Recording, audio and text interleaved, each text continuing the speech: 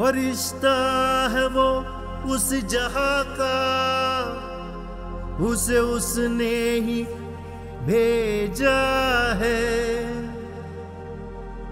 फरिश्ता है वो उस जहां का, उसे उसने ही भेजा है। हम सब का है जो रखवाला, उसे उसने ही भेजा है। वह आज भी आता है, वह आज भी आता है। स्वामी द सेवियर,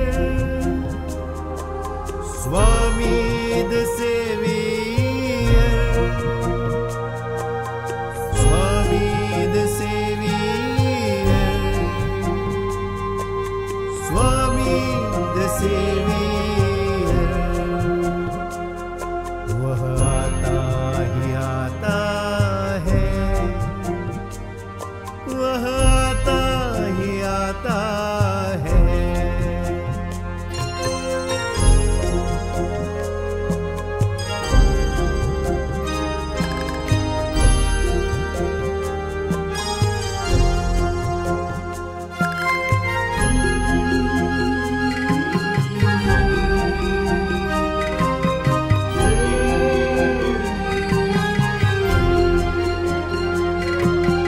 खो जाती है मुस्कुराहट, होती है जब कोई हिमाकत। खो जाती है मुस्कुराहट, होती है जब कोई हिमाकत। छा जाती है घबराहट, वह आता ही आता है। वह आज भी आता है, वह आज भी आता है। Swami the saviour, Swami the saviour, Swami the saviour,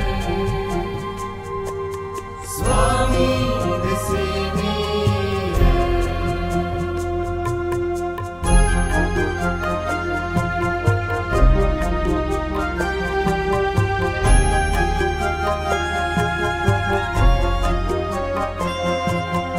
कभी बने वो रखवाला, कभी बने देने वाला। कभी बने वो रखवाला, कभी बने देने वाला। कभी करे वो हिफाजत, कभी करे वो सफाई। वह आता ही आता है, वह आता ही आता है।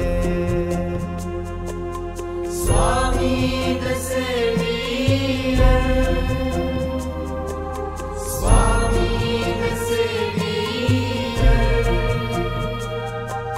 स्वामी द सेवियर,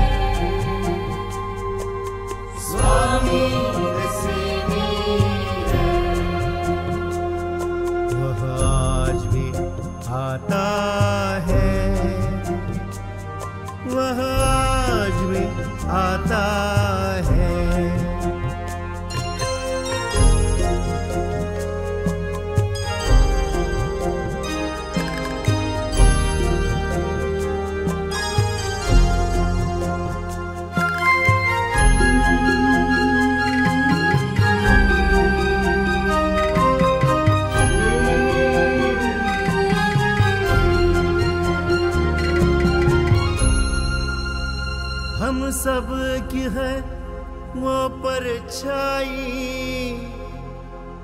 देता है हमको दुहाई,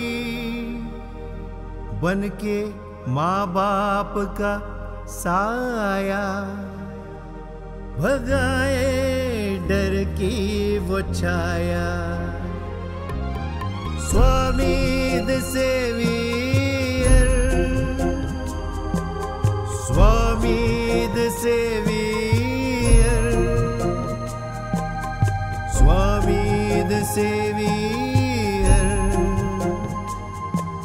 स्वामी द सेवियर।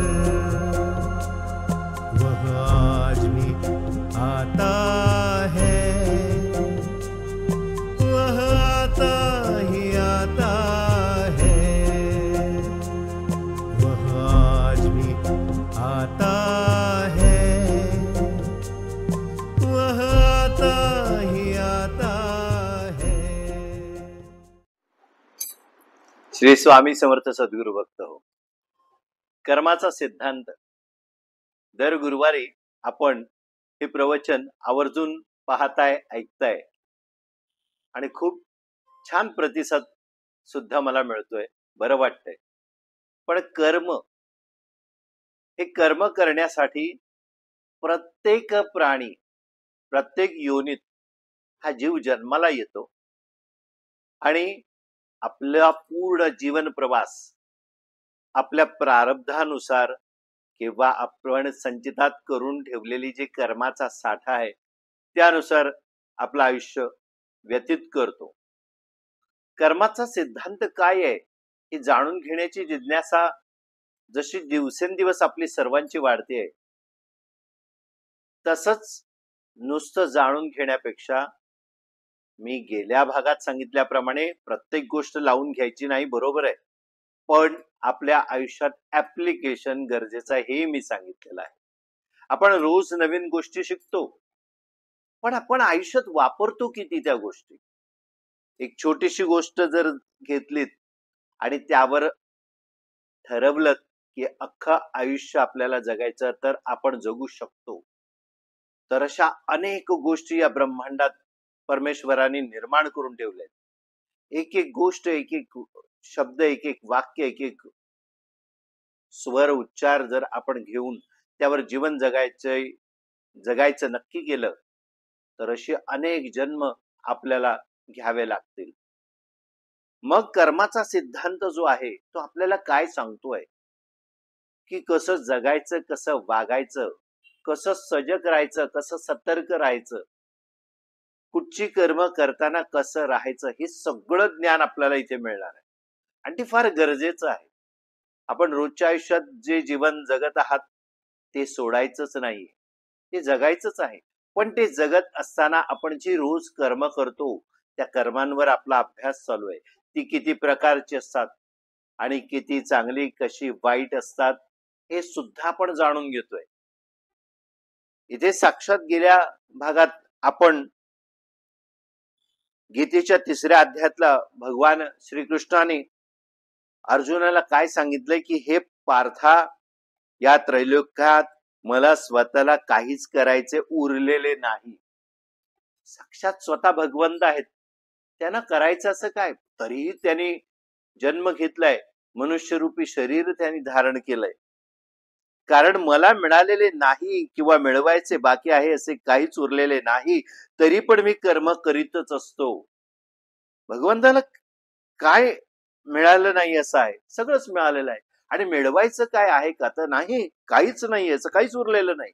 पण भगवंत स्वतः कर्म करीतच आहेत. मग आपण कर्म हे केलीच पाहिजेत. कर्म न करता आपण राहूच शकत नाही, आपण जगू शकत नाही. भगवान पुढे सांगतात, कारण जर मी असा न वागेन तर सगळे लोक सर्वथा माझ्याच मार्गाला अनुसरतील, त्यांचंच अनुसरण करतील, त्यांचंच बघतील, तेही कर्म करणार नाहीत. मग काय होईल? तर ते निष्क्रिय किंवा आळशी होतील. भगवंताला हे नको आहे. निष्क्रिय कोणालाही करायचं नाही, प्रत्येकाने कार्य करत राहायचंय. निष्क्रिय म्हणजे कार्य न करता राहण्याची अवस्था, असं होऊच शकत नाही. भगवंतांनी आपला जन्म आणि सर्व कर्म जी आहेत ती दिव्य म्हटली आहेत.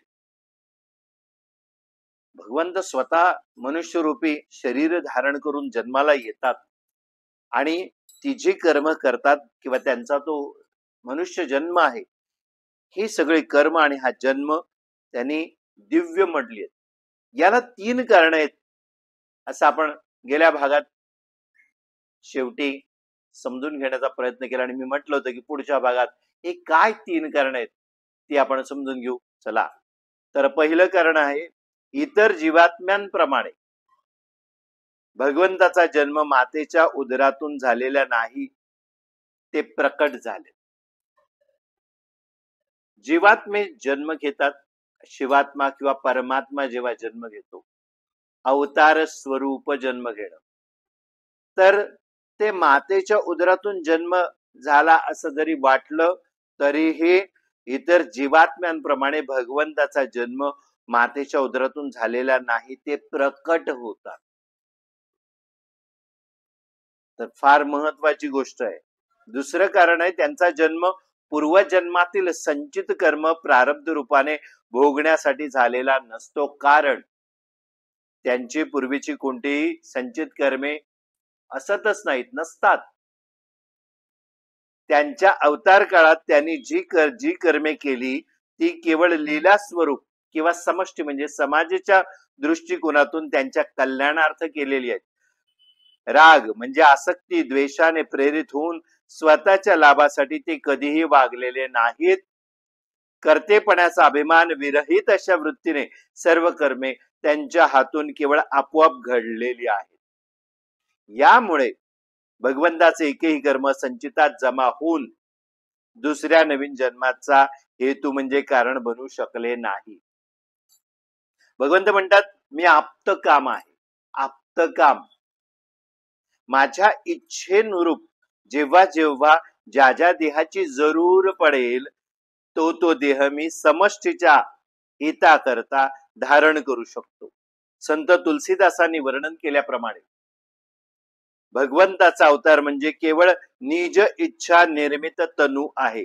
निज इच्छा निर्मित तनु म्हणजे भगवंताला काहीतरी घडवून आणायचं आहे, त्यासाठी त्या निज कामासाठी त्या एका इप्सित साध्य करण्यासाठी ती इच्छा निर्मित तनु म्हणजे शरीर भगवंत धारण करतो.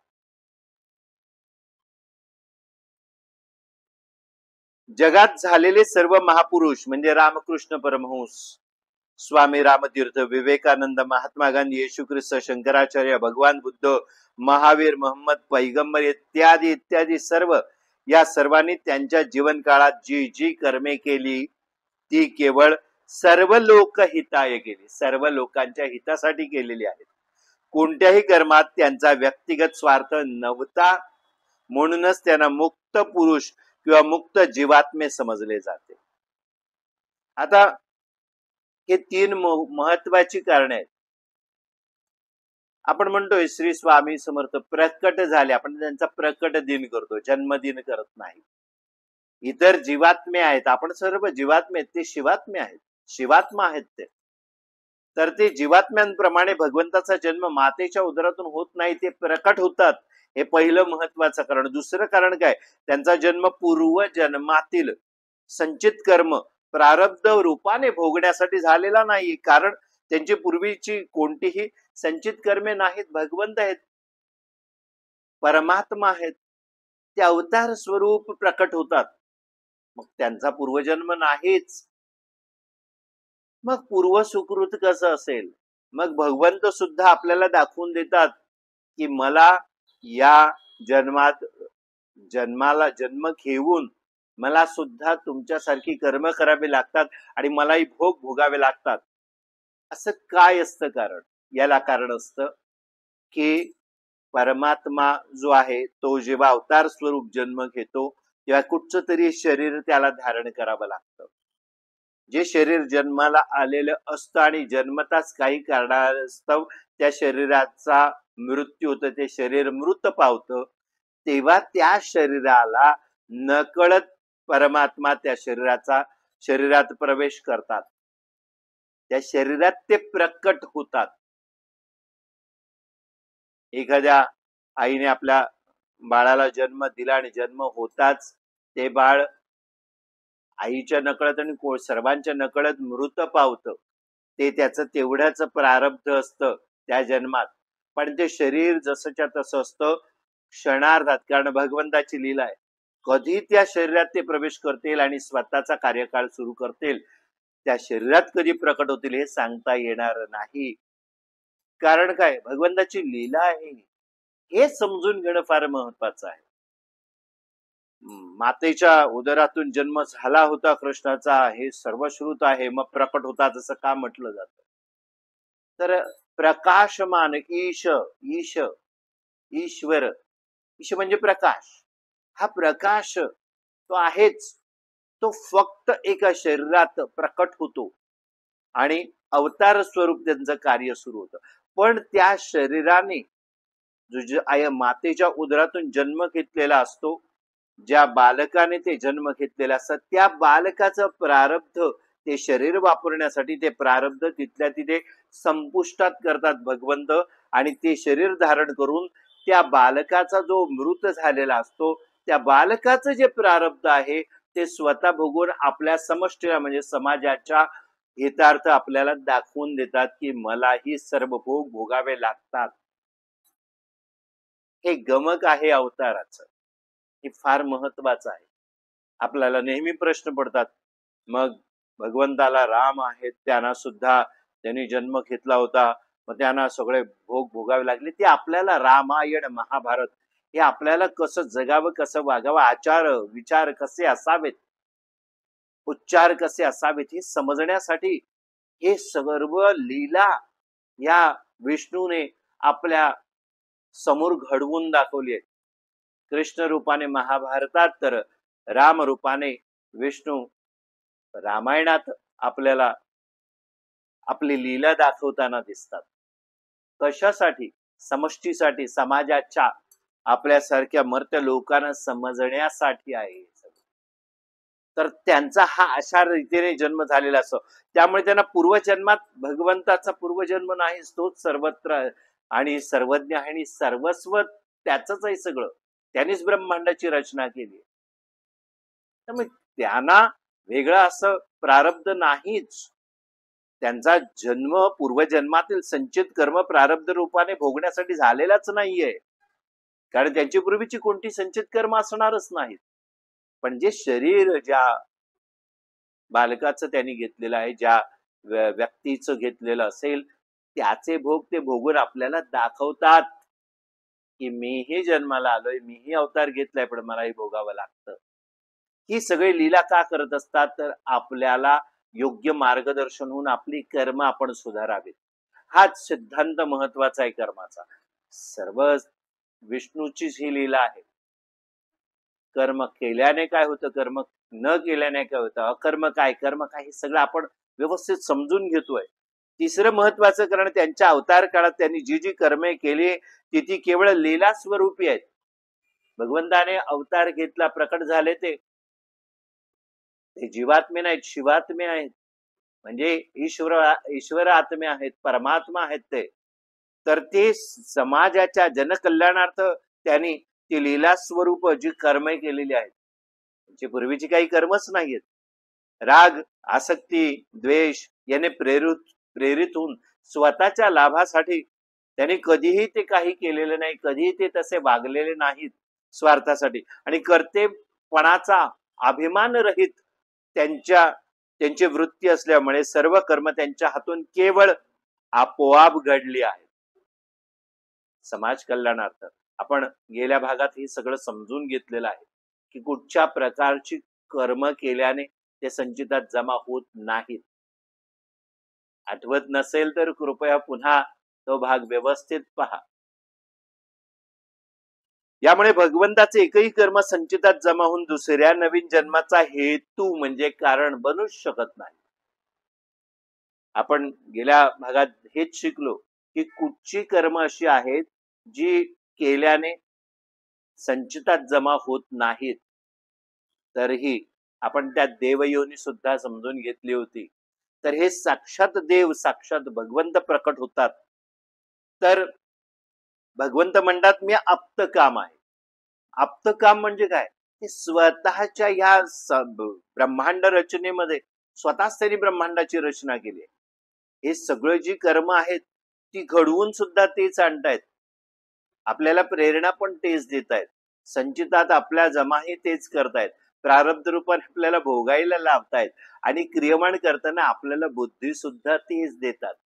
म्हणून कलियुगात आता या गोष्टीची फार गरज आहे की कर्माचा सिद्धांत आपल्याला समजून घेणं गरजेचं आहे. हा कर्माचा सिद्धांत काय सांगतोय की भगवंत म्हणतात मी आप्तकाम आहे, माझ्या इच्छेनुरूप जेव्हा जेव्हा ज्या ज्या देहाची मला जरूर पडेल तो देह मी समष्टीच्या हिताकरता धारण करू शकतो. मी अगोदरच सांगितलं, शरीर जन्माला आलेलं आहे ते धारण करायचं आहे बस. तर हे धारण ज्या ज्या ज्या ज्या वेळेला ज्या ज्या देहाची त्यांना जरूरत पडेल ते त्यांच्या इच्छेनुरूप ते धारण करू शकतात.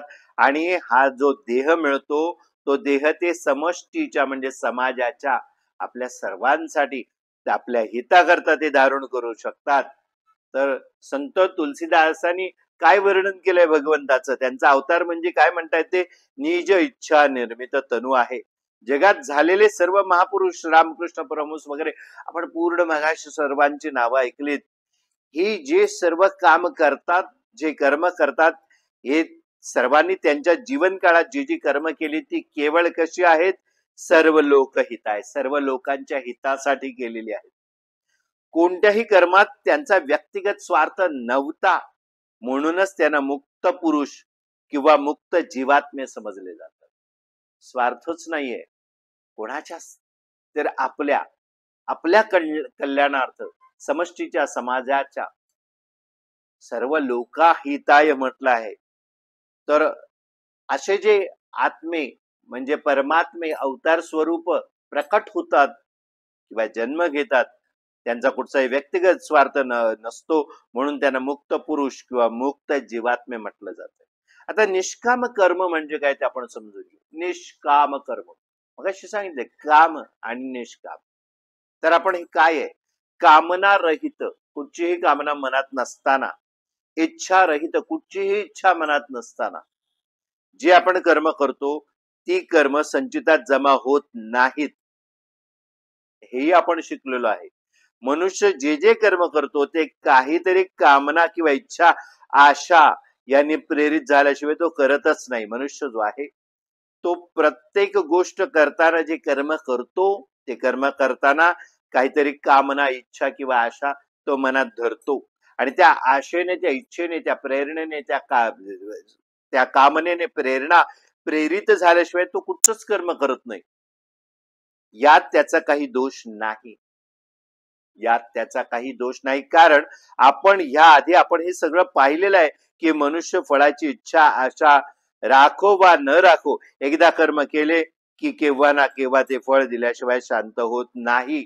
पण म्हणून काही वेळा अशी कर्मे आपण तो करतो की त्याचे फळ मात्र आपल्याला मिळू नये अशी त्याची इच्छा असते.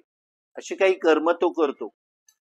कर्म केलं की फळ दिल्याशिवाय शांत होत नाही. आतापर्यंत बऱ्याच वेळेला आपण ऐकलंय या कर्माच्या सिद्धांताच्या व या प्रवचनाच्या भागांमध्ये. आता अशी काही कर्म तो करतो की त्याला आपल्याला त्याचं फळ मिळूच नये अशी इच्छा त्याची असते. उदाहरणार्थ माणूस चोरी करतो अथवा लाच घेतो तेव्हा त्या कर्माचे स्वाभाविक फळ काय आहे? तर तुरुंगवास किंवा अन्य शिक्षा. ती मात्र त्याला नको असते. अशा पद्धतीची कर्म तो करतो की ज्याची फळाची इच्छा त्याला नसते, ते फळ त्याला नको असतं. पण वाईट कर्माचं फळ वाईट आहे. ते कर्म फळ दिल्याशिवाय शांत होणारच नाही आपल्याला माहित आहे. असा माणूस काही निष्काम कर्मयोगी आहे असे म्हणता येणार नाही. याला निष्काम कर्मयोग म्हणत नाही. कर्मयोग एक योग साधना आहे. कर्म करणं कशी करावीत? शिताफीने करावीत, कौशल्याने. कौशल्यम कर्मसु आपण म्हटलंय, शिकलोय आपण. तर ही कर्म म्हणजे एक प्रकारे योग साधना आहे. पण ही योग साधना अशा कुमार्गाने केलेल्या कर्माने किंवा वाईट कर्माने फळ नको जरी असलं तरी ते मिळणारच आहे, असा माणूस निष्काम कर्मयोगी आहे असं म्हणता येणार नाही. ते निष्काम कर्मयोग नाहीये. माणसाला स्वभावतः वाईट कर्माचं फळ नकोच असतं. चांगल्या कर्माचं फळ मात्र त्याला त्वरित मिळावं अशी मात्र त्याची इच्छा असते. वाईट कर्म केलं त्याचं फळ नको, पण चांगल्या कर्माचं फळ त्वरित मिळावं. चांगले फळ मिळण्यासाठी जे सत्कर्म कारण असते ते करण्यास मात्र तो इच्छुक नसतो. आता चांगलं फळ मिळण्यासाठी चांगली कर्म करावी लागणार, पण ते सत्कर्म चांगलं कर्म ते कारण असतं चांगलं फळ मिळण्यासाठी. मात्र असे सत्कर्म करण्यास तो इच्छुक नसतो, तयार नसतो. तर पुण्यस्य फल मिच्छन्ति पुण्यम नेच्छन्ति मानवाः न पाप फलं मिच्छन्ति पापम कुर्वती मानवाः. पुण्याचं फळ इच्छिती सारे, पुण्याचे फळ इच्छिती सारे, पुण्य न करती चुकूनही. न इच्छिती पाप फल कोणी परी पाप करती प्रतिक्षणी. पहा, पुण्यस्य फलमिच्छन्ति पुण्यम नेच्छति मानवा. म्हणजे काय? पुण्याचं फळ सर्वांना हवंय, इच्छा करतात त्याची, पण पुण्य कोणीही चुकूनही करत नाही. न पाप फलमिच्छन्ति पापम कुर्वती मानवा. म्हणजे काय? न इच्छिती पाप फल कोणी, पापाचं फळ कोणालाही नको असतं, पण पाप मात्र प्रत्येक क्षणोक्षणी करायला सगळे तयार असतात. मानव जो आहे त्याची ही वृत्ती आहे, सहज वृत्ती. वाईट कर्म करायला सदा सर्वदा तयार असतात, पण त्याचं फळ मिळू नये अशी इच्छा बाळगतात. पण चांगली कर्म करायला तयारच नसतात, पण चांगली फळं हवी असतात. सुख सर्वांना हवे, पण सुखाचं कारण जे पुण्य आहे ते करण्यास कोणी उत्सुक नसतो. दुःखाचे कारण काय? पापकर्म. ते मात्र प्रतिक्षणी माणूस बिनदिक्कत करत असतो. पापकर्म करणाऱ्याला फळाची अपेक्षा नसते. पापकर्म करणारा जो आहे त्याला फळाची इच्छा नसते, म्हणून त्या कर्माची निष्काम कर्मात गणना होत नाही. पापकर्म करणारा जो आहे त्याला फळाची अपेक्षा नसले म्हणून ते निष्काम फळ मानलं जाणार नाही, निष्काम कर्म मानलं जाणार नाही. त्याची गणना निष्काम कर्मात होणार नाही. निष्काम कर्म केवळ तेच कुठचं की जे शास्त्रविहित आहे, धर्माच्या मर्यादेत राहून प्रीती द्वेष रहित भावनेने केलेले असते, ज्यात कर्तेपणाचा लेश मात्रही अभिमान नसतो व जे समष्टीच्या जगाच्या कल्याणासाठी केलेले असते, ज्यात करणाऱ्याचा लेश मात्रही हित किंवा स्वार्थ लपलेलं नसतं. भगवान गीतेत काय आज्ञा करतात? मा कर्म फल हेतुर्भुः गीतेत लिहिलेलं आहे. बघा, पापकर्म करण्याला फळाची अपेक्षा नसते म्हणून ते त्याची निष्काम कर्मात गणना होत नाही. मग निष्काम कर्म म्हणजे काय ते आपल्याला पुन्हा एकदा समजवलंय की जे शास्त्र विहित आहे, शास्त्र विरहित नाही, शास्त्र विहित आहे, शास्त्रानुसार झालेलं आहे, त्याच्या मागे शास्त्र आहे.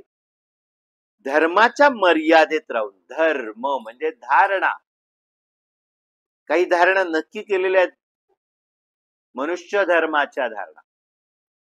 इतर कुठचे जे धर्म आपण म्हणतो त्या धर्माने, इथे मनुष्य धर्म त्याच्या धारणा आहेत.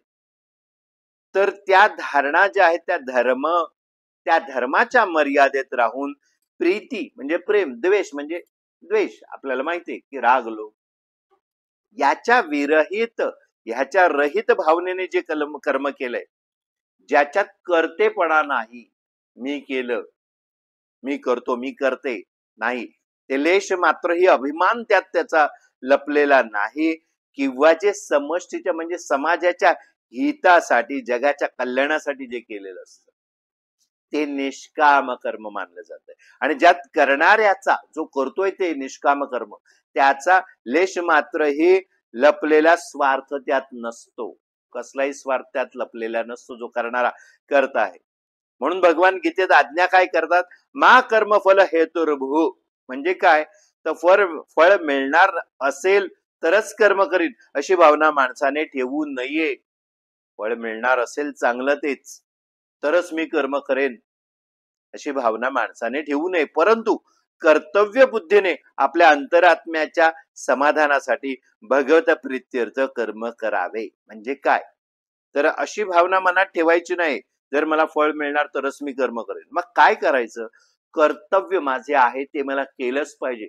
त्या कर्तव्य बुद्धीने आपल्या अंतरात्म्याच्या समाधानासाठी, अंतरात्मा आपल्या आतमध्ये परमात्मा स्वरूप जो आत्मा बसलाय त्याचं समाधान महत्वाचं आहे. तो कधी समाधानी होणार, कारण तो परमात्म्याचा अंश स्वरूप आहे. वाईट कर्म करून त्याला समाधान मिळणारच नाही. त्या आत्म्याला, मनाला, चित्ताला, बुद्धीला काही वाटेल ते वाटो, पण आत्म्याला समाधान मिळणारच नाही. कारण आत्मा हा गुणाचाही असो, तो परमात्म्याचं स्वरूप आहे, अंश स्वरूप आहे. तर त्या अंतरात्म्याच्या समाधानासाठी आणि भगवत प्रीत्यर्थ म्हणजे परमेश्वरासाठी, त्याच्या प्रीत्यर्थ, त्याच्या भक्तीसाठी, त्याला मिळवण्यासाठी जी कर्म केलेली आहेत अशी कर्म महत्वाची आहेत आणि अशीच कर्म करावी. असेच कर्म निष्काम कर्म समजले जाते. याला म्हणतात निष्काम कर्म. सकाळी उठल्यापासून माणूस सुखाच्या शोधार्थ निघतो व सतत कर्म करीत राहतो. सकाळी उठल्यापासून रात्री झोपेपर्यंत आपण सतत कर्म करत राहतो. फक्त प्रत्येक गोष्ट आपण सुख शोधतो, प्रत्येक गोष्टीत त्याच्या शोधार्थ आपण निघतो आणि सतत कर्म करत राहतो. कोणी माणूस दुःखाच्या शोधार्थ फिरत नाही, फक्त सुखाच्या शोधार्थ फिरतात. आणि किंवा तो त्याच्यासाठी कर्म करीत नाही, दुःख मिळवण्यासाठी कोणी कर्म करत नाही, सुखच मिळवण्यासाठी कर्म करतात. पण दुःख त्याचा माग काढीत काढीत न बोलावता येतेच येते. कारण कर्म केलंय, वाईट कर्म केलं असेल, कुकर्म केलं असेल तर भोगणं प्राप्त आहे, दुःख येणारच आहे. पण त्यापासून किती जरी पडलं तरी ते दुःख जे आहे तो माग काढत शोधत शोधत येणारच आहे. आता दुःख आहे, त्याचा माग काढीत न बोलावता येते हे आपण समजलो. प्रयत्न करूनही सुख मिळतेच असं नाही, पण प्रारब्धात असेल तर काहीही प्रयत्न न करता आपोआप सुद्धा प्राप्त होऊ शकते. म्हणून माणसाने सुख व दुःख दोन्ही प्रारब्धावर सोडावे. आपल्याला प्रारब्धात विहित करून ठेवलेला आहे. आपण किती जरी नको म्हटलं तरी दुःख येणारच आहे. आणि आपण कितीही म्हटलं की मला सुख काही काम केल्याने मिळालंच पाहिजे, प्रयत्न करूनही सुख मिळतेच असं नाही. पण प्रारब्धात असेल तर प्रयत्न केले नाही तरी सुख मिळणारच आहे. कारण कर्म कुठच्या तरी जन्मात किंवा या अगोदर करून ठेवलेला आहे, सत्कर्म, योग्य कर्म केलेला आहे. तुम्ही म्हणणार अरे माझ्याकडे पण असं सुख शोधत येईल की, मला काही कर्म करायची गरजच नाही, प्रयत्न करायची गरज नाही. आपण प्रत्येक वेळेला प्रत्येक क्रियमाण कर्म करत असताना सजग राहून चांगलं सत्कर्म घडण्यासाठी प्रयत्नशील राहिलंच पाहिजे. पण एखाद्याने असे प्रयत्न केले नाही, पण त्याच्या प्रारब्धात असेल तर ते प्रारब्धातलं सुख त्याला माग काढत येणार. आणि किती जरी म्हटलं मला दुःख नकोय, पण प्रारब्धात दुःख लिहिलेलं असेल तर त्याचा माग काढत ते कुठेही त्याला गाठणार आणि ते दुःख त्याला भोगावंच लागणार. म्हणून काय सांगितलंय की माणसाने सुख वा दुःख दोन्ही प्रारब्धावर सोडावेत आणि आपण काय करावं, कर्म करत राहावं. क्रियमाण कसं सुधारेल याचा विचार करावा. प्रारब्धात जे आहे ते भोगावं लागणारच आहे, त्याच्यापासून सुटका नाही. पूर्वी केलेली कर्म आहेत, संचितात जमा आहेत, ती कर्म फळ दिल्याशिवाय शांत होणारच नसतील. तर मग आपण ती प्रारब्धावर सोडून द्यावीत. चांगलं असो किंवा वाईट त्याची कामना करत बसू नये. फक्त काय करायचं तर क्रियमाण सजगतेने करायचं. क्रियमाण किती चांगलं होईल, आपल्या हातून चांगली कर्म किती घडतील याच्यावर जास्त लक्ष केंद्रित करायचं. सुख दुःख मनमाम न आणिये, घट साथे रे घडिया, टाळ्या ते कोई न टळे, रघुनाथा जडिया. नरसिंह मेहता लिहितायत. काय लिहितायत, सुख दुःख मनमान आणिये, घट साथी रे घडिया, टाळ्या ते कोई नव टळे, रघुनाथना जडिया. भगवान सूर्य नारायण एक महान निष्काम कर्मयोगी आहेत. आता सुख दुःख, नरसिंह मेहता काय म्हणतात, सुख दुःख आपल्याला मनात ठेवायचंच नाहीये, प्रारब्धावर सोडून द्यायचंय. घट साधे रे घडिया.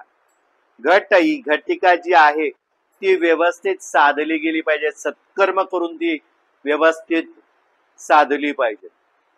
साधना करायची एक प्रकारे, आपल्या हातून चांगली कर्म. ही घटिका आली गेली ती निघून जाणार आहे, पण प्रत्येक घट जे आहे त्या घटावर साथे रे घडिया. टाळ्या ते कोई ना नवटळे. कोणीही टाळण्याचा प्रयत्न केला तर ते टाळलं जाणारच नाही. फक्त आपण काय करायचंय, रघुनाथा जडिया. म्हणजे काय, रघुनाथ जो आहे, जो भगवंत आहे, त्याला आपलंस करून घ्यायचंय, त्याला आपल्या आतमध्ये जोडायचंय. आपल्या आत जो अंश स्वरूप आत्मा आहे त्या परमात्म्या स्वरूपात एक स्वरूप करायचंय. हे फार महत्वाचं आहे. आता भगवान सूर्यनारायण एक महान निष्काम कर्मयोगी. भगवान, मी म्हटलं अगोदरच आपण ह्या कर्माच्या सिद्धांतामध्ये शिकलोय, प्रत्येक वस्तूंमध्ये आत्मा आहेच. इथे भगवान सूर्यनारायण आहे. हे एक महान निष्काम कर्मयोगी कसे आहेत पहा. सूर्य उगू लागला की अंधकाराचा तत्काल नाश होतो. अंधकार म्हणजे अंधाराचा नाश होतो. पण आपण जर उद्या सूर्यनारायणाला सांगू लागलो की तुझ्या उगवण्यामुळे अंधकाराचा नाश होतो व आम्ही आमची दैनंदिन कर्मे सुरू करू शकतो, म्हणून आम्ही तुझे फार ऋणी आहोत, तुझे आमच्यावर अनंत उपकार आहेत, तर सूर्यनारायण म्हणेल की मी अंधकाराचा नाश करण्यासाठी नाही उगवलो. तुम्ही म्हणतात तो अंधकार ही काय वस्तू आहे ते मला माहिती नाही. मी अंधकाराचा नाश केला नाही, केवळ माझ्या अस्तित्वाने अंधकार नाहीसा झाला असेल. निष्काम कर्मयोगी आहेत ते. कर्म करतायत पण त्या आपल्यामुळे घडतायत हे ते सांगतही नाही. ते स्वतःकडे कर्तेपणा ठेवतच नाही. तुम्ही म्हणता मी आल्यामुळे अंधकाराचा नाश होत असेल. आपण म्हणतो ना की हे भगवंता, सूर्यनारायणाला हात जोडतो, त्याची प्रार्थना करतो की हे सूर्यनारायणा, तुझ्या उगवण्यामुळे अंधकाराचा नाश होतो. आपण त्याची प्रार्थना करतो, आमची दैनंदिन कर्म आम्ही सुरू करू शकतो, म्हणून आम्ही तुझे फार ऋणी आहोत, तुझे अनंत उपकार आहेत आमच्यावर. तर सूर्यनारायण म्हणेल की मी अंधकाराचा नाश करण्यासाठी उगवत नाही. तुम्ही म्हणता तो अंधकार काय वस्तू आहे हे मला माहित नाही, मला ठाऊक नाही. मी अंधकाराचा नाश केला नाही, केवळ माझ्या अस्तित्वाने अंधकार नाहीसा झाला असेल, मला माहिती नाही. सूर्य केवळ समष्टीच्या कल्याणासाठी कोट्यावधी मैलावरून आपले किरण प्रक्षेपित करत असतो. त्यासाठी तो काही पगार घेत नाही. ठरल्या वेळी एक पळ न उशीर करता ठरल्या वेळेप्रमाणे तो उगवतो.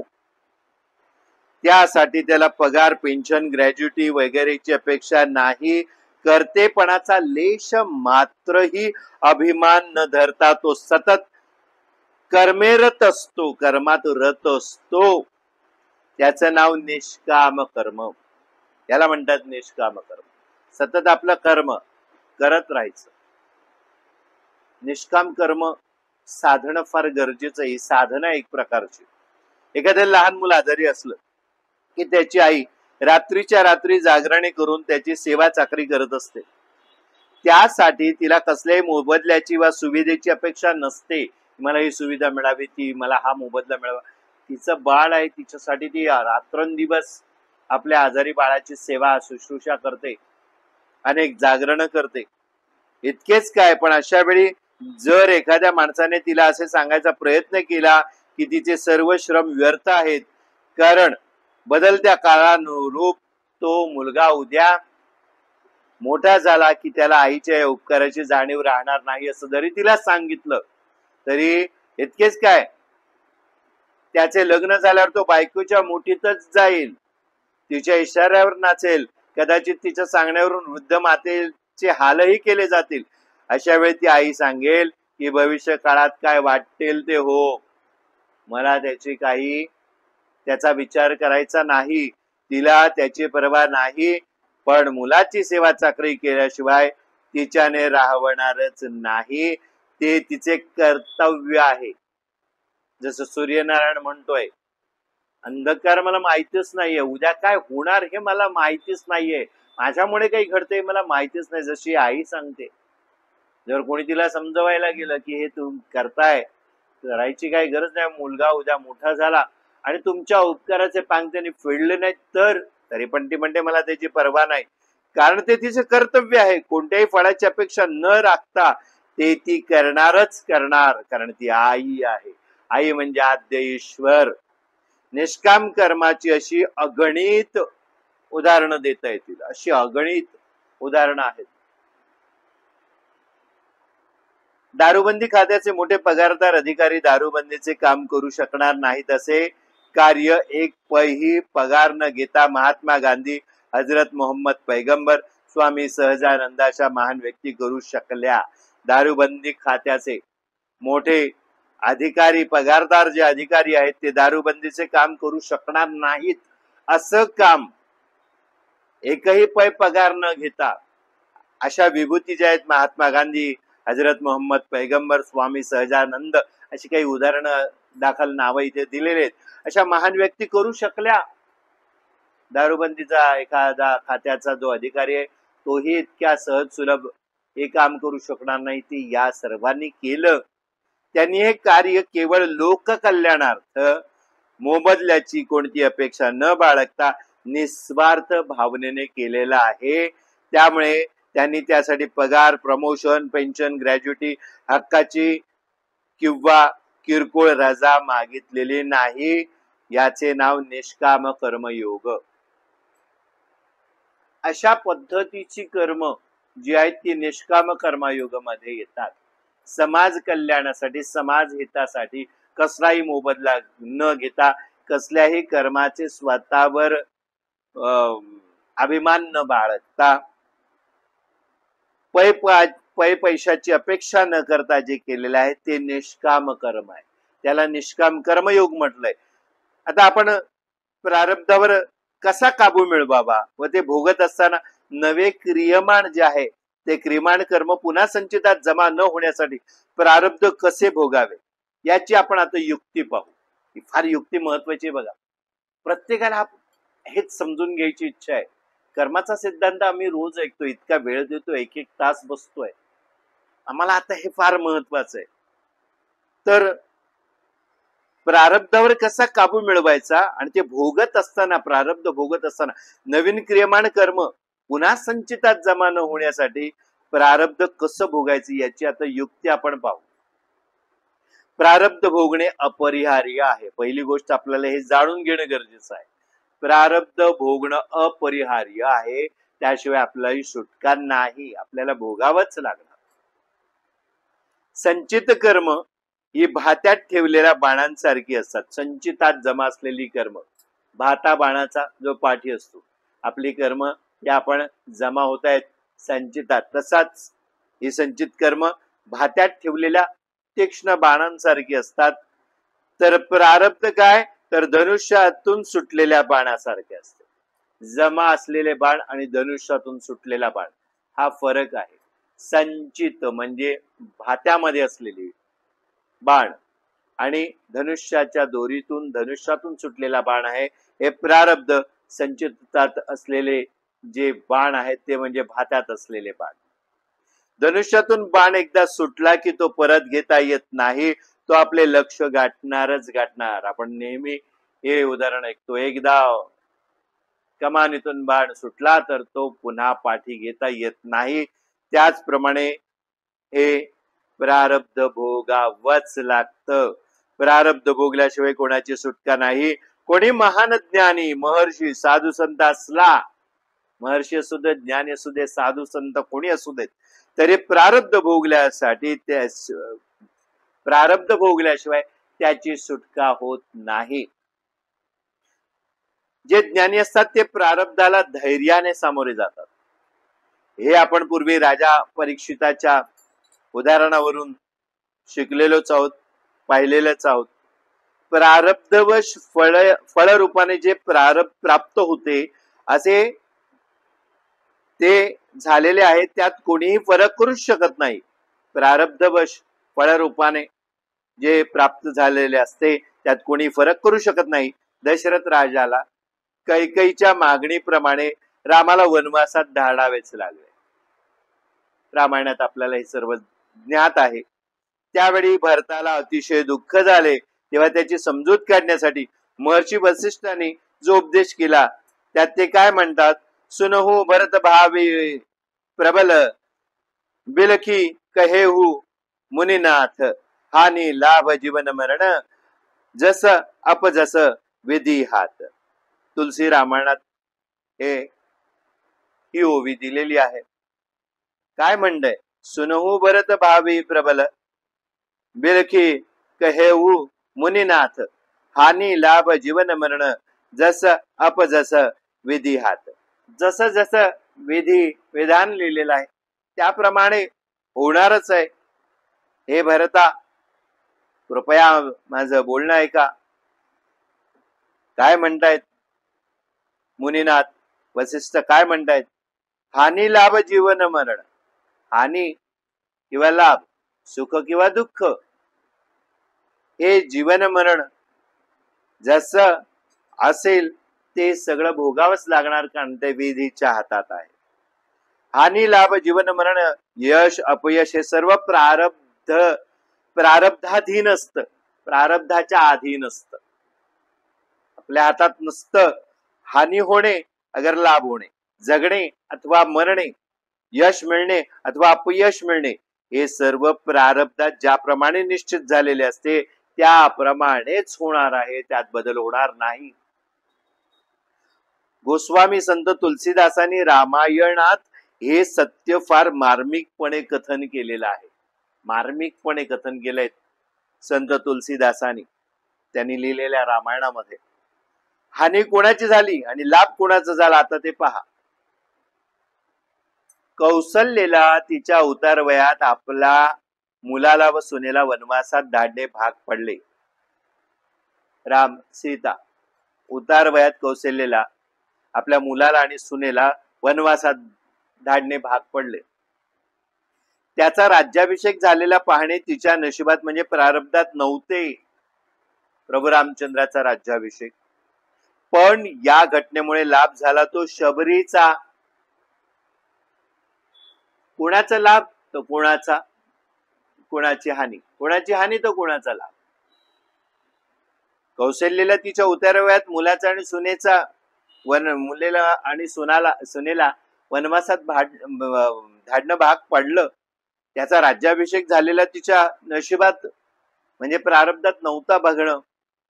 पण या घटनेमुळे लाभ झाला तो शबरीचा. तिला घर बसल्या भगवंताचे दर्शन घडले.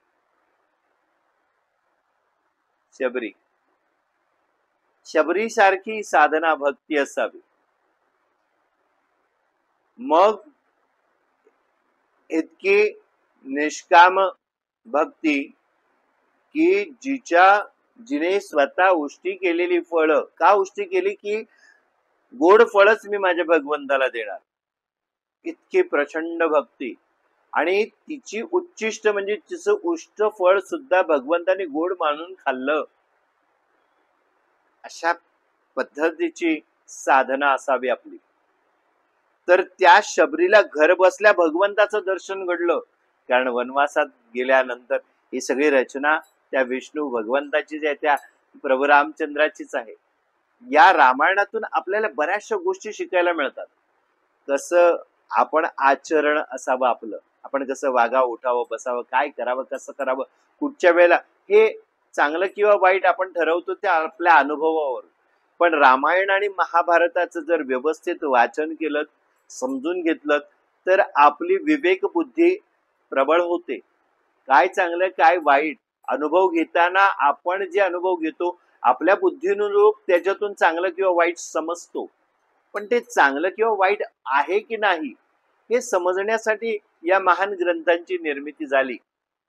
आणि हे सगळे रामायण महाभारत घडलं. आपल्याला समजून घेण्या फार गरजेचं आहे या गोष्टी. मग त्यानुरूप आपला विवेक प्रबळ झाला पाहिजे. चांगलं किंवा वाईट हे समजण्याचा आपला दृष्टिकोन प्रबळ करण्यासाठी रामायण आणि महाभारताची निर्मिती झालेली आहे. तर पहा, जीवन कोणाला मिळाले आणि मरण कोणाचे झाले. अहिल्या जी पती शापाने शिला होऊन पडली होती, तिला प्रभू रामचंद्राच्या चरणरज स्पर्शाने पुन्हा जीवन प्राप्त झाले. तर राजा दशरथाला पुत्र वियोगाच्या दुःखाने मृत्यूला सामोरं जावे लागले. परात्पर परब्रह्म श्रीरामही आपल्या पित्याचे मरण टाळू शकले नाही. ते आपण आधीच ऐकलेलं आहे, पाहिलेलं आहे, अभ्यासही केलेला आहे. खरोखर प्रारब्ध बलवान हेच खरं. प्रभू रामचंद्र साक्षात भगवान, साक्षात विष्णू, त्यांनी या इहलोकात अवतार धारण केला प्रभू रामचंद्रांचा. तर वाटेत पतीच्या शापाने अहिल्या जी होती ती शिळा बनून अनेक वर्ष युगानुयुग पडलेली होती. भगवान त्या वाटेने जात असताना त्यांचं चरण स्पर्श झाला. चरण रज म्हणजे चरणाची धूळ त्या शिळेला मिळाली आणि त्या शापातली मुक्त झाली. तिला पुन्हा जीवन प्राप्त झालं. पण हे तिला झालेला लाभ आहे, हानी कोणाची झाली? राजा दशरथ, ज्याच्या पोटी प्रभू रामचंद्रांनी अवतार घेतला होता, भगवंताने अवतार घेतला होता. पुत्र वियोग त्यांना झाला आणि त्या दुःखाने त्यांना मृत्यू आला. एक मृत्यू अवस्थेत शिला बनून पडलेली जी अहिल्या आहे ती पुनरुपी जीवन तिला प्राप्त झालं. आणि राजा दशरथ राजा असून सुद्धा पुत्र वियोग म्हणजे पुत्राच्या वियोगाने त्यांना मरणाला सामोरं जावं लागलं. आता परात्पर परब्रह्म श्रीराम आपल्या पित्याचे मरण टाळू शकले नाहीत, म्हणून म्हटलंय की खरोखर प्रारब्ध बलवान हेच खरं. प्रारब्ध भोगणं हे अपरिहार्य आहे, आपल्याला भोगावंच लागणार. आता यश कोणाला मिळालं आणि अपयश कोणाच्या वाट्याला आलं आपण ते पाहूया. वास्तविक कैकेयीचे रामावर कौशल्यपेक्षाही अधिक प्रेम होते. कैकेयीचं प्रेम कौशल्या आपल्या बाळावर प्रभू रामचंद्रावर जितकं प्रेम करत असतील किंवा नसतील त्याच्याही पेक्षा कैकेयीचं प्रेम प्रभू रामचंद्रावर होतं. पण प्रारब्धवशात तिच्या वाट्याला अपयश आले. प्रारब्धाने तिच्या वाट्याला अपयश कसं आलं पहा. तिला असे वागण्याची बुद्धी झाली की तिला कायमचा कलंक लागला. खर तर ती प्रचंड प्रेम करत होती प्रभू रामचंद्रावर, आपल्या पोटच्या मुलापेक्षाही जास्त. पण प्रारब्ध बलवान आहे, प्रारब्ध कोणीही टाळू शकत नाही. प्रारब्धवश काय झालं, प्रारब्धात लिहिलं असल्यामुळे तिच्या वाट्याला अपयश आलं. तिला अशी वागण्याची बुद्धी झाली की तिला कायमचा कलंक लागला. जगातील कोणीही स्त्री पुरुष जेव्हा रामायण वाचतात ना तेव्हा त्यांच्या मनात कैकेयीबद्दल घृणा उत्पन्न होते. कैकेयीने जे भांड रचलं त्यामुळे प्रभू रामचंद्रांना वनवास झाला. त्यामुळे कैकेयीबद्दल रामायण वाचत असताना जे जे स्त्री पुरुष वाचतील त्यांच्या मनात कैकेयीबद्दल घृणा उत्पन्न होते. आज तागायत कोणी आपल्या मुलीचे नाव कैकेयी ठेवल्याचे ऐकिवात नाही. प्रारब्ध बलवान आहे. रामाचंही कौशल्यपेक्षा कैकेयीवर अधिक प्रेम होते. पण आपल्या अवतारात समष्टी कल्याणार्थ, अवतार आहे प्रभू रामचंद्र म्हणजे विष्णूचा, आपल्या या अवतार कार्यात समष्टीच्या कल्याणार्थ सर्वांना काय वागावं कसं वागावं हे कळावं, त्याचा पायंडा पडावा म्हणून राम अवतरले आणि रामायण त्याने सार्थ करून दाखवलं. राक्षसांच्या दुष्टांच्या संहाराचे जे कार्य करायचे होते त्यात कैकेयीचे आत्मबल कौशल्यहून अधिक असल्याने कैकेयीची जणू नाटकाची खलनायिका म्हणून त्यांना त्याची योजना करावी लागली. योजना करणारे आहेत कोण? साक्षात विष्णू जे प्रभू रामचंद्र आहेत. कौशल्या त्यांची माता आहे, जन्मदात्री आहे. पण त्यांचं प्रेम जन्मदात्री कौशल्या माता आहे तिच्यापेक्षा कैकेयीवर जास्त आहे. पण त्या कैकेयीला त्यांनी अशा तऱ्हेने तयार केलं की कैकेयीची जणू त्या नाटकाची ह्या पूर्ण रामायणाची खलनायिका म्हणून त्यांनीच तिची योजना केली. प्रारब्ध फार बलवान, पुन्हा पुन्हा बोलावं लागणार. प्रारब्ध हेच बलवान आहे. कैकईला कायम कलंक लागला. वैधव्य म्हणजे कैकईचे पती सुद्धा दशरथच होते. तिला वैधव्य आलं, विधवा झाल्या त्या. अपमानही, जननिंदा सर्व काही त्यानं सहन करावं लागलं. पण तिचे आत्मबल असे जोरदार होते की प्रारब्धानुसार तिच्या वाटेला आलेले रामरचित नाटकातील खलनायिकाची भूमिका म्हणजे पार्ट तिने उत्कृष्ट रीतीने बजावली.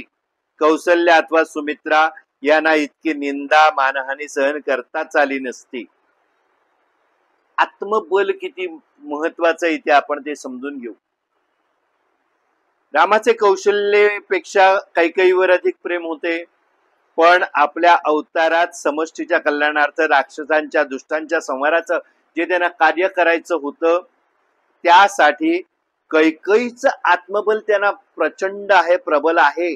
कौशल्यहूनही त्यांच्या जन्मदात्र्या आईपेक्षाही बलवान आहे हे त्यांना माहीत असल्यामुळे कैकेयीची जणू आपल्या नाटकाची खलनायिका म्हणून त्यांनी तिची योजना केली. कैकेयीला कायम कलंक लागला. वैधव्य, अपमान, जननिंदा सहन करावी लागली. पण तिचे आत्मबल असे जोरदार होते की प्रारब्धानुसार तिच्या वाट्याला आलेली रामरचित नाटकातील खलनायिकेची भूमिका तिने उत्कृष्टरित्या बजावली. कौसल्या अथवा सुमित्रा यांना इतकी निंदा मानहानी सहन करता आली नसती. स्वतःच्या आईहून जिच्यावर रामाचे अधिक प्रेम होते तिला या रामरचित नाटकात अपयश मिळाले आणि तिने ते सहनही केले. हयात पूर्ण आयुष्यभर या सगळ्या गोष्टी सहन करण्याची आत्मबल भगवान रामानेच तिला अर्पण केलेली होती, दिलेली होती. परंतु भगवंताच्या या नाटकात यशाचे वाटकरी ठरले ते म्हणजे वानर. यशाचे वाटेकरी ठरले कोण? तर वानर. राम रावण युद्धात अयोध्येच्या सैन्यातील एकाही पलटणीने भाग घेतला नाही. अयोध्येची मोठी राज्य होतं दशरथ राजाचं किंवा रामाचं, पण त्याची जी सेना होती त्याने त्या युद्धात राम रावणाच्या युद्धात भागच घेतला नाही. तिथे वानर सेनाच लढली. रामाचे सर्व सैन्य वानरांचे होते आणि महाभयंकर अशा राक्षस सैन्याविरुद्ध अपूर्व विजय मिळवून वानर सेनेने आपले नाव इतिहासात अजरामर केले. प्रारब्ध इथे सुद्धा किती बलवान आहे पहा. एवढं मोठं राज्य दशरथाचं, त्याची एवढी मोठी सेना होती, पण राम आणि रावण याचं जे तुंबळ युद्ध, महान युद्ध मानलं गेलंय आजपर्यंत, त्यात वानर सेना हीच अजरामर ठरली. इतिहासात त्यांचं नाव आजही आपण प्रबळ सेना म्हणून घेतो. हे सुद्धा प्रारब्धच आहे. हानी लाभ जीवन मरण जसं अपजस विधी हात. मुनी वसिष्ठ म्हणतात हानी किंवा लाभ, जीवन किंवा मरण जसं असेल तसं ते विधीच्या हातात आहे. म्हणूनच मुनी वसिष्ठांनी काय म्हटलंय की प्रारब्धात जी हानी लाभ, जन्म मरण, यश अपयश नक्की झालेलेच असते. त्यात कोणीही शक्ती किंवा सत्ता बदल घडून आणू शकत नाही. कोणतीही शक्ती, कुठचीही सत्ता त्यात बदल घडून आणू शकत नाही, कारण ते नक्की झालेलं असतं. जीवनाच्या पटावर जीवात्मे हे बुद्धिबळाच्या डावातील हत्ती, घोडे, उंट यासारखी प्यादी असतात व प्रत्येकाच्या पूर्वकर्मानुसार जगाच्या या सारी पटावर परमात्मा त्यांना निरनिराळ्या भूमिका पाडण्यास लावतो. आता मुनी वसिष्ठ म्हणतात ते बरोबरच आहे. हानी लाभ, जन्म मरण, यश अपयश नक्की झालेलं असतं. त्यात कोणतीही शक्ती किंवा सत्ता बदल घडवू शकत नाही. या आतापर्यंतच्या आपण अनेक भागात कर्माच्या सिद्धांताच्या या प्रवचनात आपण समजून घेतलेलंच आहे. या जीवनाच्या पटावर जीवन एक सारी पाट आहे किंवा बुद्धिबळाचं पट आहे. या जीवात्मे म्हणजे काय तर बुद्धिबळातली वेगवेगळ्या सोंगट्या आहेत. कोणी हत्ती, कोणी घोडे, कोणी उंट यासारखी प्यादी आहेत सगळी, आणि प्रत्येकाचं पूर्वकर्म आहे. त्यानुसार त्यांना प्यादा, उंट, हत्ती हा जन्म मिळालाय असं समजा. आणि प्रत्येकाच्या पूर्व कर्मानुसार जगाच्या या सारी पाठावर, या बुद्धिबळाच्या पाठावर परमात्मा त्यांना निरनिराळ्या भूमिका पार पाडण्यास भाग पाडतो. भूमिका तो पार पाडायला लावतो. कारण प्रत्येकाचं जे संचित आहे त्यानुसार प्रारब्ध तयार झालेला आहे आणि त्या प्रारब्धवश या सगळ्या गोष्टी भगवंत त्यांच्याकडून करून घेतो. आपण सगळे असेच बुद्धिबळाच्या पटातील सोंगट्या आहोत. प्रारब्धवश मिळण्याचे फळ निश्चितच असते. प्रारब्धवश मिळण्याचे फळ जे आहे ते निश्चित असते. पण मिळण्यासाठी 3 गोष्टी निमित्त मात्र होतात.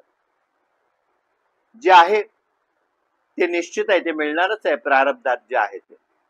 पण ते मिळण्यासाठी 3 गोष्टी निमित्त मात्र होतात. कुठची? पहिली गोष्ट स्वतःची इच्छा, दुसरी दुसऱ्याची इच्छा आणि तिसरी अनिच्छा. एक स्वतःची इच्छा, दुसऱ्याची इच्छा आणि अनिच्छा. अनिच्छा म्हणजे कोणाचीच इच्छा नाही. तर ही जी प्रारब्धात फळं मिळणार असतात, निश्चित होणार, निश्चित झालेली असतात, ती मिळण्यासाठी ह्या ज्या 3 महत्वाच्या गोष्टी निमित्त मात्र होतात ते म्हणजे स्वतःची इच्छा, दुसऱ्याची इच्छा आणि काय? अनिच्छा. तर पहिली स्वेच्छाकृत फळभोग म्हणजे स्वतःची इच्छा. स्वेच्छाकृत, स्वतःची इच्छा. काही कर्म फळ भोगण्यासाठी आपलीच इच्छा कारणीभूत होते.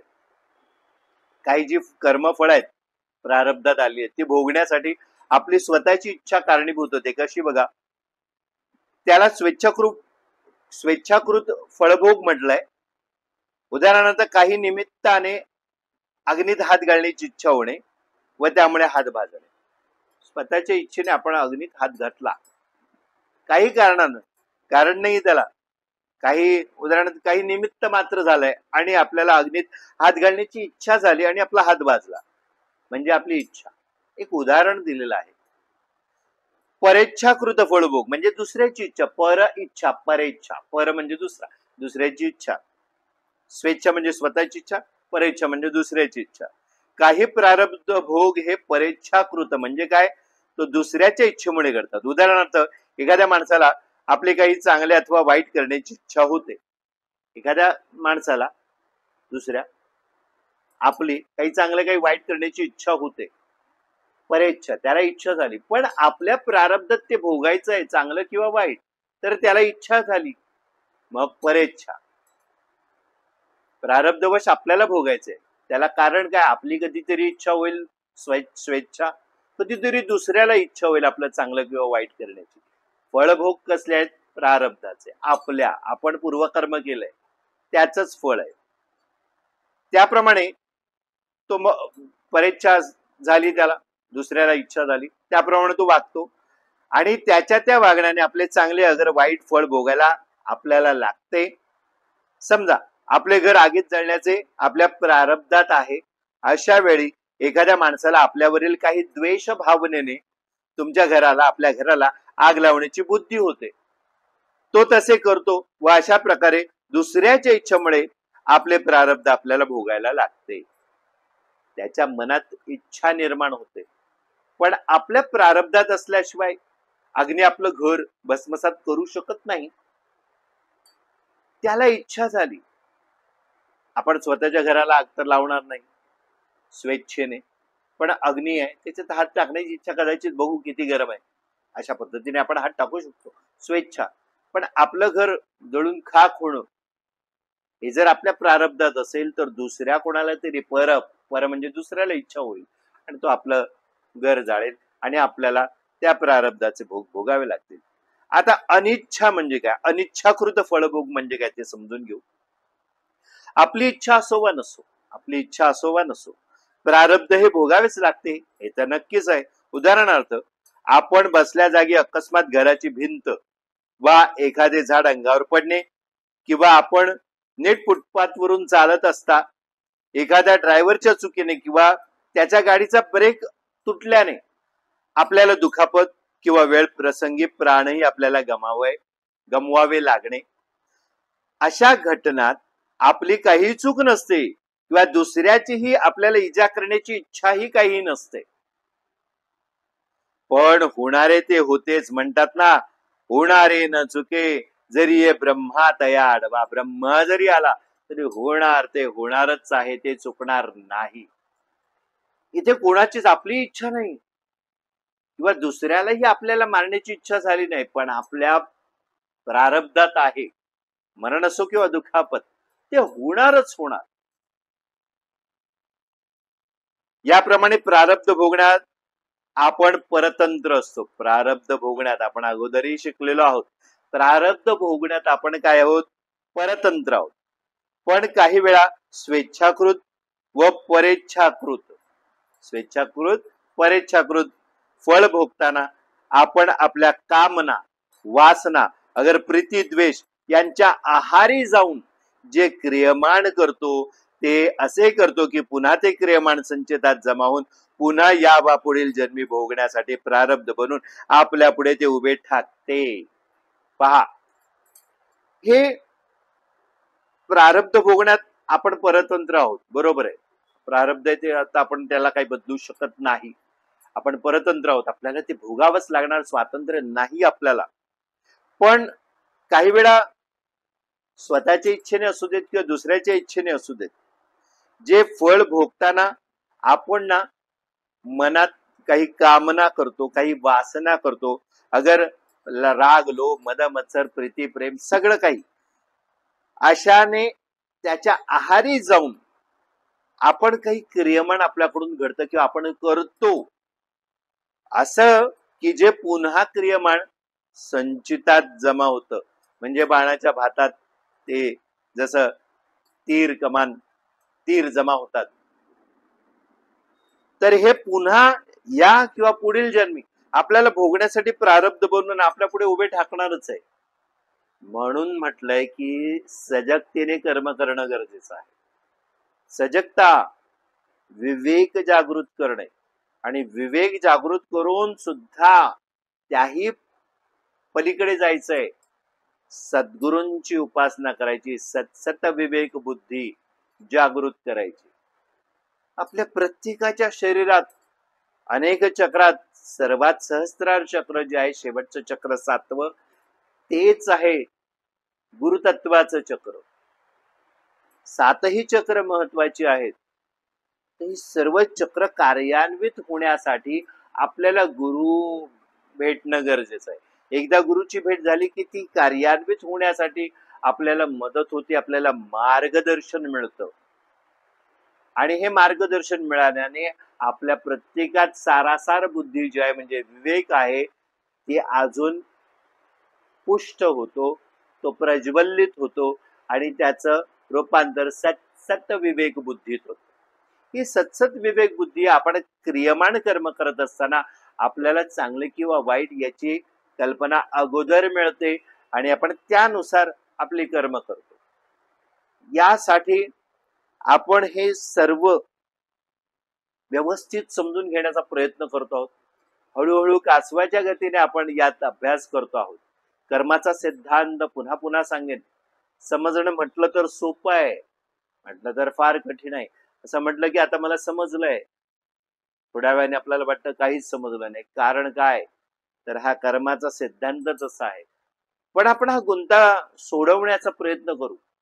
प्रत्येक गुरुवारी आपण हे सेवा जी करता आहात, श्रवण ध्यान सेवा करता आहात, सेवा फार महत्वाची आहे. एकही भाग चुकवू नका. प्रत्येक भाग आवर्जून पहा, व्यवस्थित अभ्यास करा. एक भाग पुन्हा पुन्हा पाहावा लागला, पाठीमागे जाऊन पुन्हा पहा, पुन्हा समजून घ्या आणि मग पुढे जा. अशा तऱ्हेने व्यवस्थित अभ्यास करा. काही अडलं तर कृपया कमेंट बॉक्स मध्ये लिहा. पुन्हा पुन्हा सांगतोय, आपल्याला वाटलं की आपल्याला कळलंय आणि आपण निश्चिंत राहतो, असं करू नका. जर मनात काही किंतु परंतु असेल तर तो विचारा. मार्गदर्शक असेल तर त्या मार्गदर्शकाला विचारणं, मार्गदर्शनाची अपेक्षा असल्याशिवाय तुम्ही हे क्रियमाण कर्म करताय. बघा, तुम्ही क्रियमाण कर्म काय करताय, क्रिया काय करताय की तुम्ही तुम्हाला अपेक्षा म्हणण्यापेक्षा इच्छा निर्माण झाली तुमच्या मनात की मला हे जाणून घ्यायचंय, मला याच्यात अजून सखोल ज्ञान पाहिजे, मला हा प्रश्न पडलाय, मला ही समस्या आहे, मला हे समजलं नाही, हे कमेंट बॉक्स मध्ये लिहा. मी प्रयत्न करेन स्वामींच्या आदेशानुसार, स्वामींच्या प्रेरणेनुसार, की त्या प्रश्नाचं समर्पक उत्तर देण्याचा प्रयत्न करेन. आणि पुन्हा एकदा प्रत्येकाला सांगतो की हे आपणही पहा, अनेकांना पाहण्यास प्रवृत्त करा, कारण हा कर्माचा सिद्धांत आहे, हा प्रत्येकाला समजणं गरजेचं आहे. आणि हे क्रियमाणही आपल्या लेखी जमा होणार आहे. जेव्हा तुम्ही एखाद्याला, आपल्याला काही नको, कसल्याही कर्म निष्काम सेवा म्हणून करायचंय, हे फक्त प्रत्येकापर्यंत कसं जाईल, आपल्याला कळले तर अनेकांना कसं कळेल, शेअर करणं गरजेचं आहे. चांगल्या गोष्टी शेअर करा, त्या द्विगुणित होतील आणि आपल्याला तितक्या पटीने आपल्या आयुष्यात सकारात्मकता निर्माण होईल. अशा रीतीने आज आपण या भागात इथेच थांबूया. अनेक गोष्टी आहेत. बुद्धी कर्मानुसारिणी म्हणजे काय, बुद्धी कर्मानुसारिणी म्हणजे काय, हे आपण पुढच्या भागात शिकू. तोपर्यंत आपणा सर्वांना अनेक स्वामी आशीर्वाद. श्री स्वामी समर्थ, श्री स्वामी समर्थ, श्री स्वामी समर्थ.